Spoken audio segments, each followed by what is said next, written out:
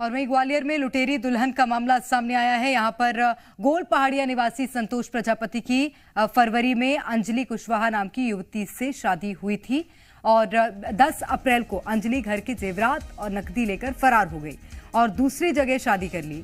अब पीड़ित ने जनसुनवाई में न्याय की गुहार लगाई है। पुलिस ने पूरे मामले की जांच शुरू कर दी है।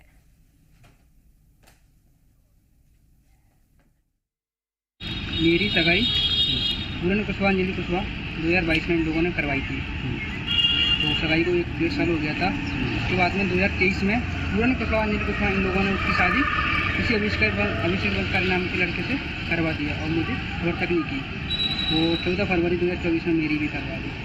शादी हुई, सब कुछ घर पे भी रही 15-20 दिन। उसके बाद में ये तो उनने प्रोग्राम बना लिया था भेजने का। तो भेजने से पहले ही वो 15 तारीख को सुबह भाग गई। लुटेरी दुल्हन का ये पूरा मामला ग्वालियर से निकलकर सामने आया है, जहां पर गोल पहाड़िया निवासी संतोष प्रजापति ने शिकायत की है कि अंजलि कुशवाहा नाम की युवती के साथ उसकी शादी हुई थी और फरवरी में ये शादी हुई थी। 10 अप्रैल को अंजलि घर के जेवरात और नकदी लेकर फरार हो गई, दूसरी जगह शादी कर ली। अब पीड़ित ने जनसुनवाई में न्याय की गुहार लगाई है। पुलिस ने पूरे मामले की जांच शुरू कर दी है।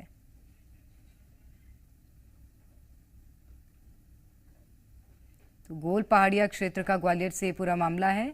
लुटेरी दुल्हन जिसने एक युवक के साथ लूट की वारदात को अंजाम दिया है। फरवरी में शादी हुई थी, अप्रैल में घर के जेवरात लेकर फरार हो गई होती।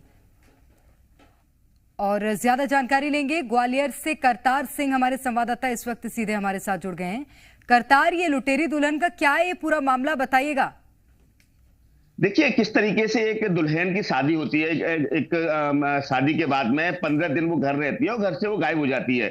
पति उसका मजदूर था, काम करने जाता है, वो शाम को लौटता है तो उसकी दुल्हन घर से गायब थी। हालांकि उसमें बाद में पता चला कि उस दुल्हन जो थी वो 1 साल पहले किसी दूसरे व्यक्ति से शादी कर चुकी है। जो बिचौलिए थे उनको ये जानकारी थी, उनके द्वारा वो शादी कराई गई थी और उन्हीं के द्वारा ये भी शादी कराई गई। तो आप समझ सकते हैं 3 लोगों ने धोखा इस दूल्हे को दिया है। एक उसकी दुल्हन जो शादीशुदा होने के बावजूद भी दूसरी शादी करती है और जेवरात और नकदी लेकर रफू चक्कर हो जाती है। कई दिन तक पति जब फोन करता है तो बोलती है कि वापस आऊंगी। फिर बाद में जब पति तस्दीक करता है, जानकारी कलेक्ट करता है तो पता चलता है कि उसने पहले से ही शादी कर रखी है।